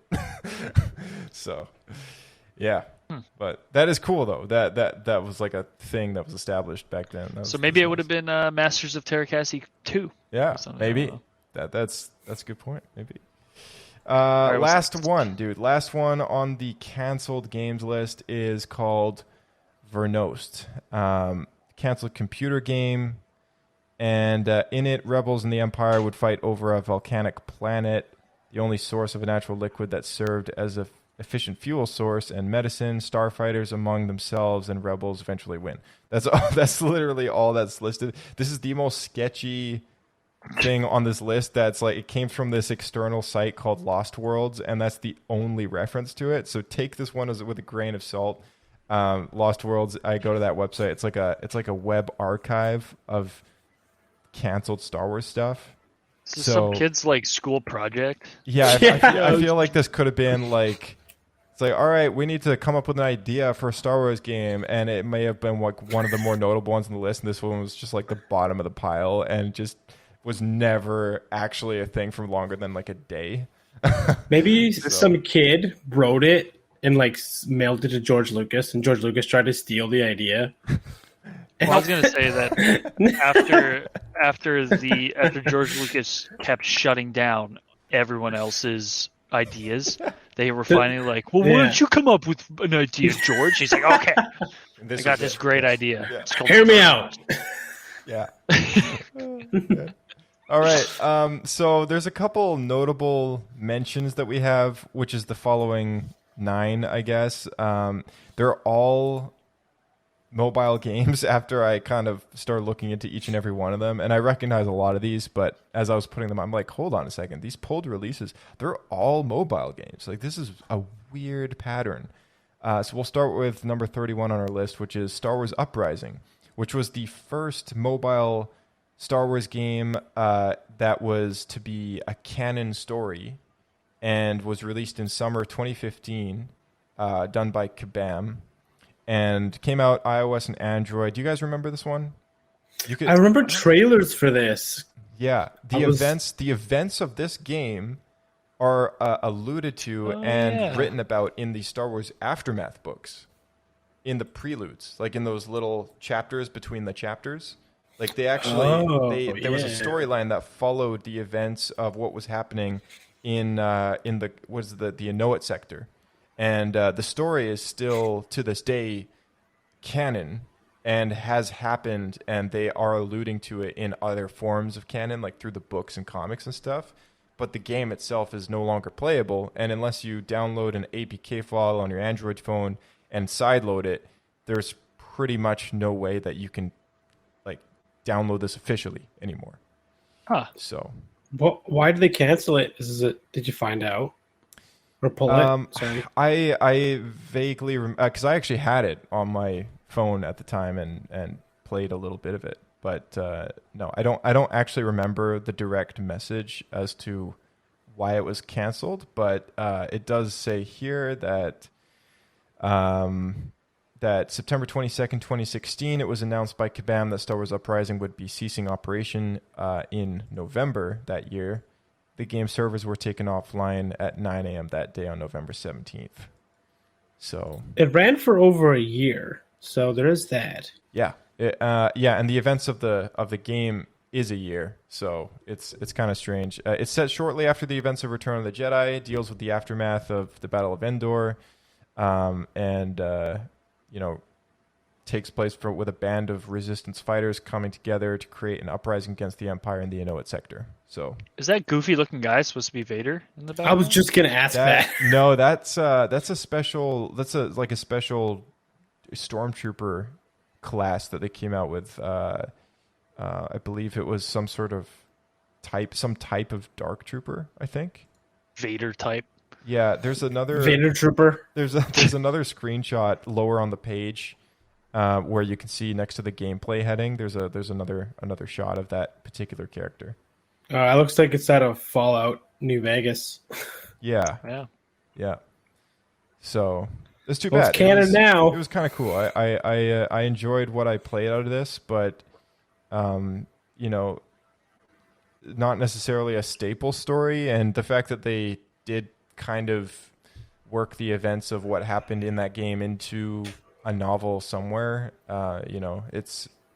it's fine. It's a loss. The plot summaries are on the Wikipedia page, so you can kind of read what would have happened. But yeah, It is interesting though that it's still canon to think about. Yeah, it is. It is weird, and the only canon thing that's really been canceled as far as a campaign story goes is the only one that's been pulled. So, Star Wars Galaxies Mobile. It is what it sounds, and that's all I have to say about that. There's really not much about it. If I look on the page that I have a link to it, it's like it just points you to the Star Wars Galaxies page. So yeah, apparently there I think a bunch of. Sorry, go ahead. I said, you think there's a bunch of nerds that downloaded it for mobile, and then they all decided, hey, let's go to find Obi-Wan's house. Yeah. Like you can tell Josh really enjoyed it when we made him play Star Wars Galaxies that one time. yeah. That was kind of ridiculous. I don't even know if this was a thing or not. It ended up on the list. Star Wars Galaxies Mobile. I didn't even know that this was a thing back then. Maybe it's not. Maybe it just somehow squeaked its way onto a website and it's actually not real. But who knows? All right, next on the list, number 33, Star Wars Rivals. This was a game that was a real-time competitive action shooter and released in Australia and New Zealand in 2017, and was a player versus player.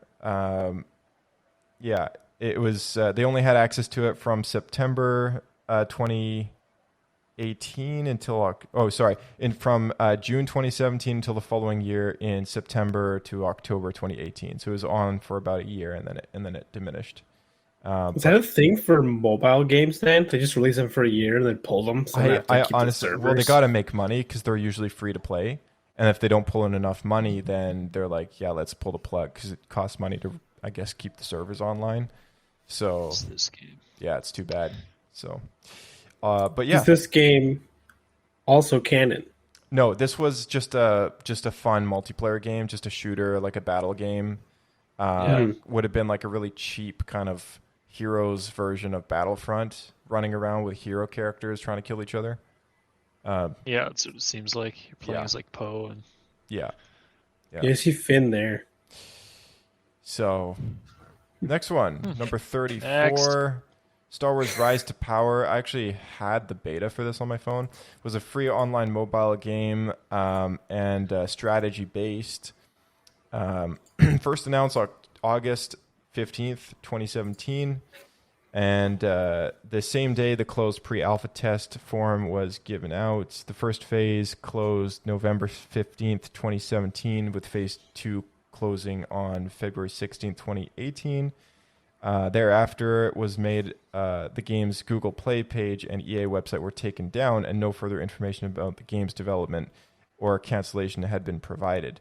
But I remember seeing like pictures for this I think it was in Star Wars Insider magazines and stuff. Like this was going to be like a really big mobile strategy game.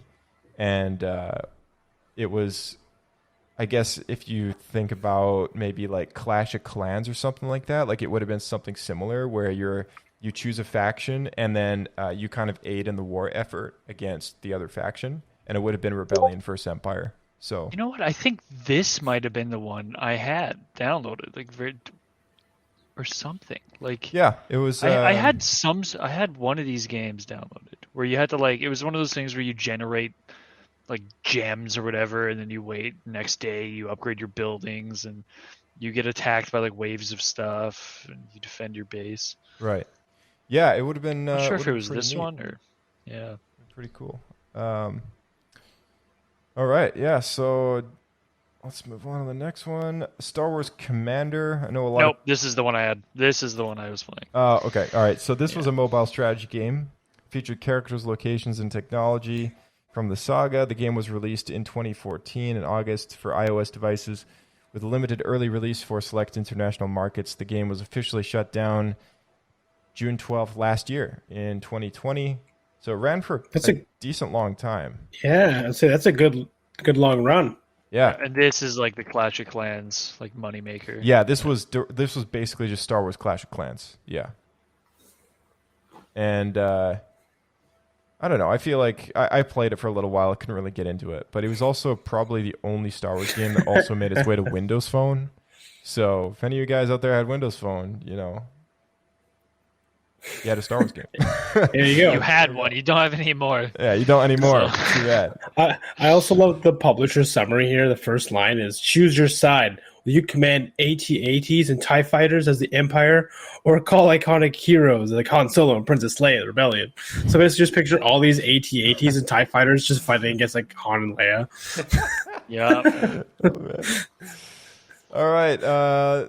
Number 36, Star Wars Starfighter Missions, made available for mobile foreign markets only. This was a mobile flight shooter done by a Korean game company featuring over 80 iconic starfighters. The game aims to reenact the experience of flying into battles from the films and launched August 6, 2020. Released, not available in the US or North America in general. It was released on November 19th on iOS. Oh, it's still out, eh? Yeah, it's still a current game. The reason why it's on this list is because most people listening to this podcast will not be able to download it because you're not exactly in Asia, I guess, where this is available. So, you know what? Well, too bad. With a VPN, you might be able to get it. Yeah, maybe. Well, this game looks cool. I think this game looks pretty Starfighter cool. Missions. Yeah, so if you like Starfighter stuff on, you can get something like that on mobile. Might need to reset your phone, set the region to a different store, also use a VPN to access the store and the servers. But you know what? If it's worth it to you, then you could technically get it still. So. Yeah, this game looks great. This game definitely looks like a game I would download, play for like 10 minutes, and then forget about forever. Yeah. So true. Like most of those games, eh? Yeah. I'll tell you. 10 out of 10. I'll tell you one game I still miss, which is the next one on our list, number 37, Star Wars Force Arena, which was a real-time PvP game, multiplayer. It was basically like you have a set of cards, which were all different characters and stuff, and you could drop them onto the battlefield and tell them to attack certain turrets. The objective of the game was to take down the opposing team's shield generator, and it was so fun. This was probably the only mobile game aside from like Clash of Clans, whatever, that I actually played a lot. Just oh yeah, it's like a MOBA, hey? You have a hero and you have to kind of guide your exactly your minions to the enemy team's base, destroy their turrets, and then destroy the core. Yep. Exactly. Yeah. No, this looks cool. This would be very fun. This was really fun, yeah. Servers are unfortunately shut down. Of course, you can still download, like all these mobile games, you can sideload the APK file Is the server shut down? Yes, it's not going to work. So it's too bad. Next one, Tiny Death Star. Did you guys play Tiny Tower ever on mobile? No, Tiny Tower?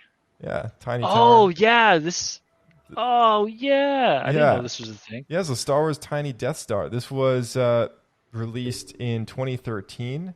Was later released widely across all platforms, including Windows Store and Windows Phone, on November 7th of 2013. And in October 2014, less than a year after its launch, the game was removed from Apple and Google stores by Disney to focus on priority titles like Star Wars Commander, which also got shut down. Developer Nimblebit had not been informed by Disney prior to the removal. They just pulled it. They were like, "We don't." How rude! We don't want our fans playing this garbage. Let's just get rid of it. Josh, tell me, what do you think Disney said the day of they pulled it? Nope. I thought you might have some sort of sound effect that would be perhaps a quote of what they're saying. Oh yeah. This party's over.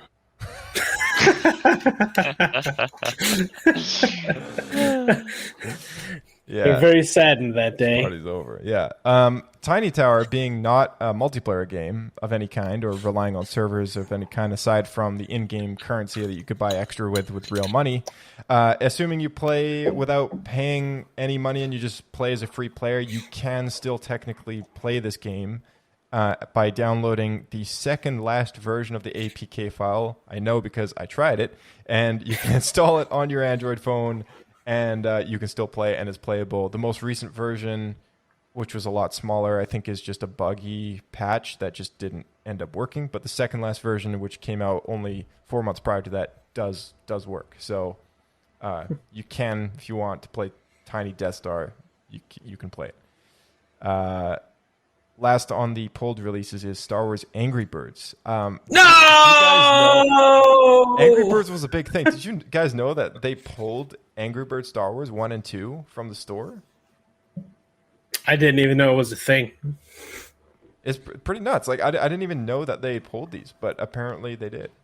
So, yeah. Huh. Were you a big fan? Did you have them on your phone? I did have them on my phone. In fact, I think I even bought them on my iPod at the time. But when you read this, did you look at your phone and notice that there was 2 gaps missing amongst your apps? Just like stealing them back. No, actually, I don't know. I feel like it was unless it might have been free, but I feel like I paid for them. I have no idea. I don't know. Who knows? At this point, you would have had to if there was like a thing missing, you would have had to go through all these games and be like, which one did they take from me now? Right. You've played so many of these. It's become so paranoid. Why do you keep hurting me? Yeah, it was discontinued on February 3rd, 2020. And I feel like this is also the kind of game that if you found an APK file online, you could probably sideload it onto your Android phone. But you know, it's one of those things where it's like, are people going to bother or even care these days? Probably not. Angry Birds is like of the past, you know. Man, the rise and fall of Angry Birds. Yeah, no kidding.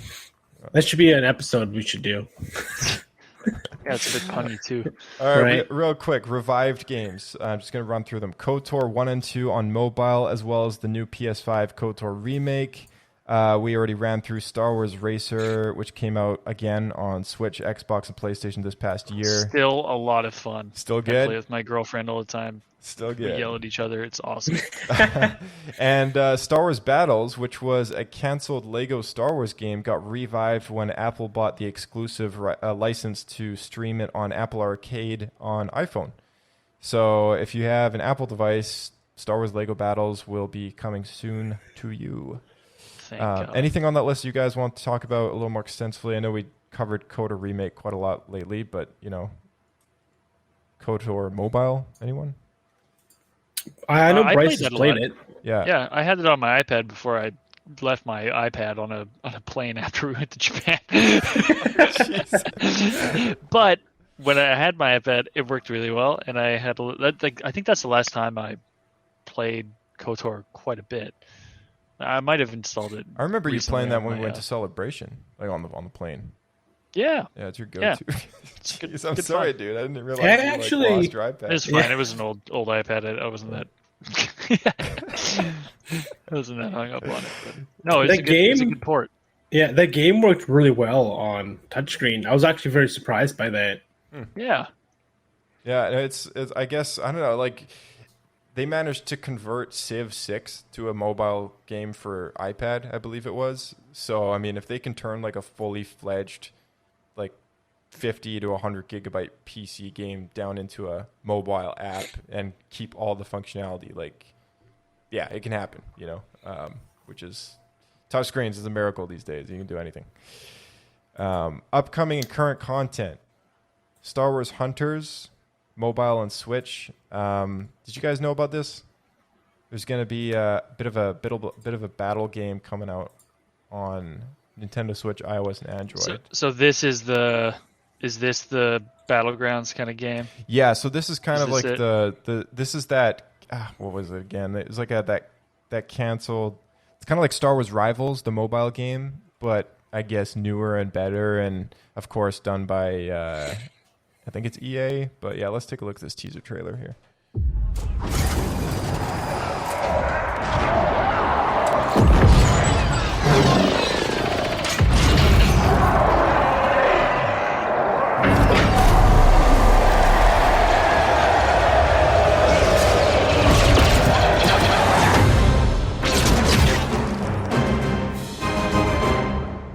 So coming out this year, it's just around the corner in 2021 here still. So we'll be seeing that very soon. See what that's all about. So yeah, I want to know what kind of game this is. Like, is it a battle royale game or is it a MOBA? I think it's like a shooter / combat game. I think. Yeah. I think. I don't know. It could be totally like. Is it like a battle royale? Like, you know, everyone gets dropped into an area and then the circle closes, right? And you have to like kill each other as the circle closes. Maybe. Or is it like the game you were playing, where it's like you are like 3 heroes to a side and you kill each other's towers and you kill the core to win? I would play a MOBA. I probably wouldn't play a battle royale game, but a MOBA would be really cool. Yeah, no, that would be pretty neat. I'm thinking it's a MOBA since it seems like it's letting you pick from heroes, which is usually a MOBA thing. Yeah, like, and they're non-recognizable heroes either. They're like kind of randos that they've just come up for. That'd the be game. fun. Yeah, actually, I didn't know that was coming out. That I think I would enjoy playing. I mean, the fact that it's going to be on Switch and mobile to me is like it'll probably be a cross-platform thing, and you know, it might be a free-to-play thing. I don't know. I'm not too sure. So, any thoughts? What is it coming out on? Mobile, so iOS, Android, and Nintendo Switch. So it might be a very low cost game. Yeah. Yeah. Well, on Switch, I'm sure it'll be $80. Yep. Yeah, I definitely probably. Good luck, switchers. If I try it, I won't play it on my mobile probably because I don't really like mobile games. So hopefully it's not $80. Yeah. And then of course we have the upcoming game Lego Star Wars: The Skywalker Saga, which is going to be fantastic. I got a question for you. When? Next year in spring. I believe they did give a rough release date for next year in like March or April, I think. Man, that's a big delay. That's basically a year. It's a full year, yeah, because it was supposed to come out this past year in spring, and it just got delayed. COVID kind of helped that happen, but then they also wanted to make the game as best as possible. Around the same time, Cyberpunk was stirring up the game market with their very unfinished release. So I think a lot of developers freaked out and just decided to delay. There was a couple other games that got delayed after Cyberpunk came out. So that's fair. Yeah. Honestly, I think it's for the best. It sucks waiting because I know you think they've released so many Lego Star Wars games. Why is this one taking so long? Right. Yeah. You just reskin it and then put them all together. Like, no, this is like still a full loving. rebuild. Are they still loving Star Wars games? Do you guys play them? Yeah, I mean, like the Lego last ones? one that I played extensively was Lego Star Wars 3, but I mean, I've been going through some of the older ones on Steam. I got the Harry Potter ones, which I never played through when those came out originally. Oh, neat. I've been playing through those. Those are pretty fun. I like the Lord of the Rings one they made. Yeah. Yeah, that one's actually really cool. I saw that on Ben's laptop, and he showed me it's like a free roam of Middle Earth. I was like, what the heck? That's crazy. Yeah, you just wander around. It's pretty cool. Like it's wow. super open. Yeah, so as the Lego games gotten like, as time has gone by, they've just gotten way better. And this one, I mean, it's the Skywalker saga, but there's no way they're not going to throw in some tidbits from the other movies. And I think this one's fully voice acted, isn't it? Because I know the original games, there's no voice acting unless they pulled from the movies. That's right. The original Lego games, they all just kind of made sounds. All the way up to Lego Star Wars 3, the Clone Wars. Like, they had the cast of Clone Wars come in and do sounds for their characters' voices. Like, Ashley Eckstein was going, ha, ha, ha, ha, like doing all these like little like Lego sounding sounds, right? Josh, that's your text receive noise, isn't it? I swear I've heard that. You got to chop that out of there. Yeah. No, and then after that, they got very very cinematic. Like all the Marvel Lego Star Wars, or all the Marvel Lego games are all very like voiced by, like characters and this and that. And I actually prefer when they didn't talk, but whatever. Can't have it all. Can't have it all. Of course, there's going to be Ubisoft's Star Wars game, which is on the Ubisoft Snowdrop site, and has announced to be collaborating with Disney and Lucasfilm on a new story-driven open-world video game set in the Star Wars galaxy. That's literally all we know about it. What's Snowdrop? Snowdrop is, I believe, maybe their engine? Is it the new game engine? That's kind of cool that they're developing an engine for it. That's pretty big. Yeah. Unless that's been out for a while and I'm just oblivious. Like, is that what all the Assassin's Creed? I don't know. I don't know if Assassin's Creed use it. They might use it, but I believe this is the same engine that's going to be used in the new upcoming Avatar video game, which already has some released footage. It's going to be a story that takes place between Avatar and Avatar 2, and James Cameron's directly involved, and he's even got a quote on their website, which says, "With the power of Massive's Snowdrop game engine and the team's passion and obsessive focus on detail, we know they are the right group to bring the beauty and danger of Pandora to life."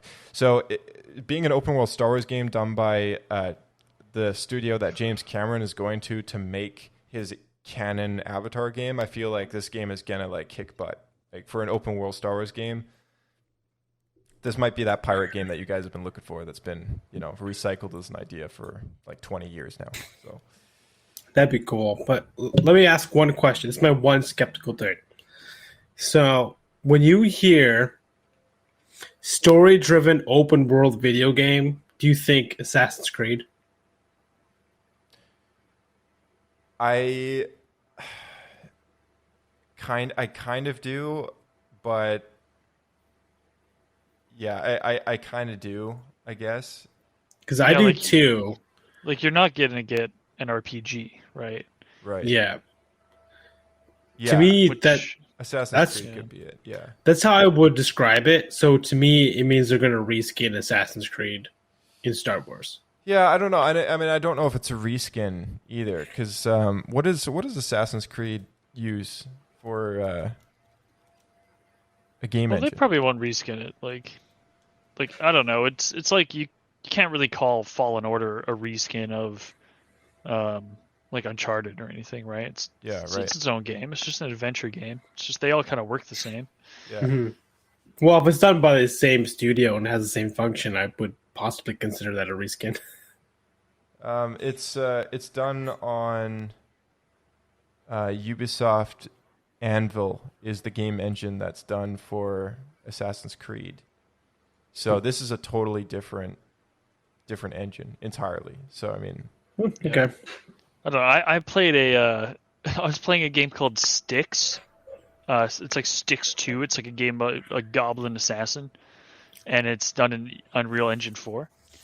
And I kid you not, the gameplay, the animation, everything is almost exactly like Fallen Order, even though this game was released like, I I don't know, probably like 4 or 5 years ago. Oh wow. It's just crazy Interesting. how, yeah, like, and I don't really consider it a reskin either, because it's just like, it's just good game design. like why would you change it if, like, I don't know, just the controls they work, right? And it's like, it's the same studio, so Right. yeah.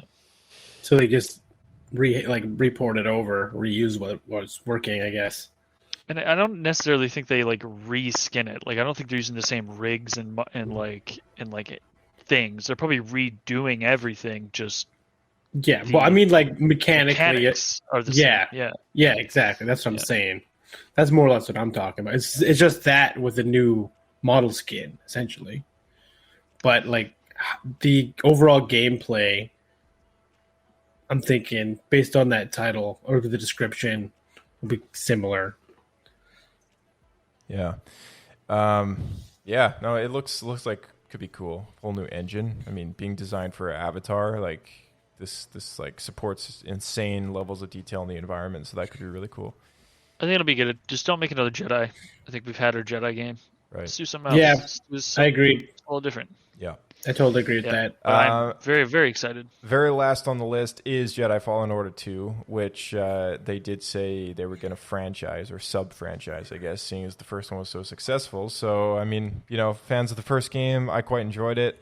I was skeptical, loved it. Yeah, it's cool. I'm looking forward to this. Like, it's going to be... It's been still a while trying to- since I just sat down and enjoyed like a game like that. It's fun. Yeah. Nice. Yeah, and currently you can play through Star Wars: The Old Republic, Battlefront 2, Battlefront. Servers are slow online though. Star Wars Squadron's pretty active, and the mobile game Star Wars: Galaxy of Heroes. So those are the current Star Wars games that you can get, and of course, you know, we've all played Star Wars Battlefront 2 probably. I don't know, too much. So yeah, lots of new games to look forward to eventually. But yeah, do you guys have anything to bring up? I guess before we wrap up here. No, I think I'm just glad we're finally moving towards games based around story. Like, I feel like it was kind of up in the air until we got Star Wars Jedi Fallen Order, and now that that's been proven to be successful, we're actually getting story games again instead of just shooters and mobile. That's a good point. Yeah, I like that too. That's a great point. Yeah. What about you, Bryce? Anything you're looking forward to? Anything you're still playing? Old games, cancel games, things that you would have loved to have seen? I don't know. It'll be fun to like be just really stuck in. Like a Star Wars game with a lot of content is something I kind of really want to like. As nice as Fallen Order was, and like it was like a hard drug, right? It was just like a shot of something like really great, and then it was like I'm like going through withdrawals, and now there's nothing. So it'd be cool to get something, something just that I can play over and over again. Like I think the last game I kind of did that for was Empire at War, some sort of like strategy game with a lot of replay value. So, Totally, yeah. I don't know. Hopefully, this open world game, just I don't know, I can sink a lot of hours into it. Yeah, I'm hoping it's truly open as well, like same level as say like Elder Scrolls or something. But you can go like multiple planets, different quest lines, make your own character, different like level up. You can kind of go a different direction, a different style each time you play it. That's kind of what I want. I think that'd be cool. Yeah, that'd be great. All right, guys. What about you, Josh? Oh man, I would love to see. This Lego game come out eventually. Jedi Fallen Order 2. You're like, yeah, there's my game. Yeah, So- that's my game. Yeah, but I mean, the old Battlefront 3. That's something I used to look forward to quite a lot until it was canceled. As well as Imperial Commando. It's a crying shame, but yeah. I got a question for you. So if they're re-releasing KOTOR, does that officially make it canon? It's that's a good question because like I think being a KOTOR remake, it's a gray area. Yeah, it's so far in the past with the story that it's like the Old Republic is still a very current thing. Like that was probably the only game that lived through the whole Disney buyout. and that's still not canon or considered to be canon. So, you know, I wouldn't be surprised. Being a remake, it's not even, there's nothing different about it aside from the graphics. The story's probably just going to be the same. So, you know, I doubt that it's going to be marketed as canon material, seeing that they've had this entire time to make it canon. I don't see it being canon, but fingers crossed. I mean, they could always just do a 180 and be like, guess what? It's canon now. Yeah, because, like, hear me out. This is just a total fan theory, right? Because we all remember this game being so great, and, like, I feel like what we've seen from Mandalorian is Dave and John are willing to bring stuff back. So what if they intentionally asked for this game to be brought back so new audiences will play it again, so they'll know the relevancy for something else coming out?